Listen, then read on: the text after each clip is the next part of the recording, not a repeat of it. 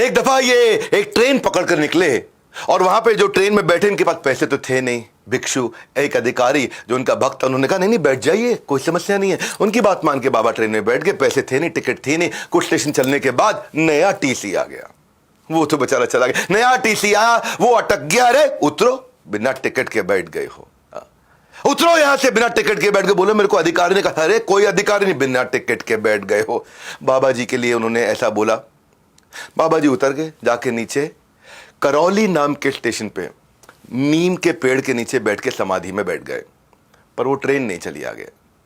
बहुत कोशिश करी, सारे इंजीनियर, चीफ इंजीनियर सब आ गए, सब ने अपनी बुद्धि लगा ली, सब कुछ कर लिया, ट्रेन नहीं चली। अटक गई ट्रेन, वहीं के वहीं खड़ी के खड़ी रह गई।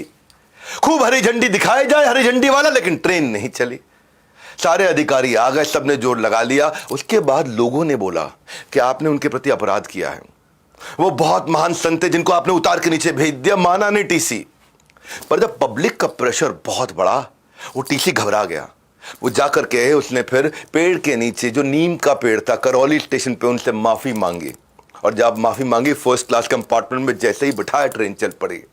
और तब से उनका नाम पड़ गया नीम करौली। आपको पता है आज भी लाखों लोग हर साल कैंची धाम आश्रम में जाकर के कंबल क्यों भेंट करते हैं, क्यों कंबल चढ़ाए जाते हैं? इसके पीछे की कथा सुनिए। नीम करौली बाबा हमेशा कंबल उड़ा रखते थे। एक दिन अचानक वो सबको छोड़ के निकले, बड़े खास उद्देश्य से निकल के। अपने एक बुजुर्ग, एक ऐसे दंपत्ति थे जो उनको बहुत मानते थे। बोले आज रात को आपके घर पर रुकने आए। सब वो हैरान। बोले जिनको हम भगवान का स्वरूप मानते हैं वो स्वयं हमारे घर पे आ गए सोने के लिए। गरीब थे बहुत, तो जो भी कुछ खाने का संसाधन था उनको दिया, उनको भोजन लग किया, एक तरह से भोग चढ़ाया उनको। और एक चारपाई थी, उस चारपाई पर उनको सुलाया, बाकी दोनों जमीन पर सो गए। उस दिन रात को जैसे जैसे आधी रात बीतने के बाद नीम करौली बाबा कराहने लगे। बहुत आवाज आने लगी जैसे कि उनको बहुत मार रहा हो, बहुत पीट रहा हो। वो सोए हुए थे। बुजुर्ग दंपत्ति ने उनको उठाना भी ठीक नहीं समझा और खुद वो सो नहीं पाए, क्योंकि वो करा रहे थे। इतना उनको दर्द हो रहा था, बहुत बहुत बहुत तेज दर्द हो रहा था। हिल रहे थे, कांप रहे थे, वो दर्द उनको देख रहे थे।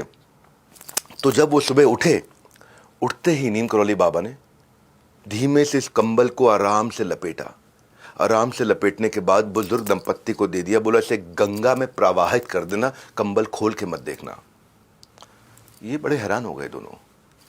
कंबल को प्रवाहित कर दें, खोल के ना देखे। कंबल जैसे ही उठाया, कंबल बहुत भारी, ऐसा लगा जैसे इसमें लोहा भरा पड़ा है, बहुत भारी कंबल। बहरहाल उन्होंने गुरुदेव की आज्ञा, कंबल नहीं खोला, जाकर के प्रवाहित किया। अजीब सा लगा कंबल प्रवाहित करते वक्त। कुछ दिन के बाद उसी दंपत्ति का बेटा बांग्लादेश से वॉर के बाद लौटा, जो कि ब्रिटिश फौज में एक सैनिक था और दूसरे विश्व युद्ध में उस समय बर्मा फ्रंट पर तैनात था ब्रिटिश आर्मी की तरफ से। लड़ाई की स्थिति पूछने पर पता चला कि दुश्मन उस रात को, और ये वही रात थी जिस दिन बाबा नीम करौली के घर आए थे, पूरे दुश्मन की फौज ने उसको घेर लिया और सबको घेर लिया। वहां कुछ थोड़े से सैनिक बचे थे और लगातार रात भर गोलियां मारते रहे। सारे सैनिक मर गए, इसको एक भी गोली नहीं लगी। मेरे बोलते बोलते रोंगटे खड़े हो रहे हैं। इसको एक भी गोली नहीं लगी। पूरी रात गोलियां चलती रही, सब मर गए, इसको एक गोली नहीं लगी। दरअसल ये वही रात थी जिस दिन नीम करौली बाबा उस दिन रात को वो सारी गोलियां खाते रहे उस बेटे के। तब जाकर उनको समझ में आया, जब प्रवाहित करी थी और जो लोहे की आवाज अंदर से आ रही थी, उसमें वो सारी की सारी गोलियां थी जो बेटे को नहीं लगी। बाबा की झोली ने समेट ली सारी की सारी गोली।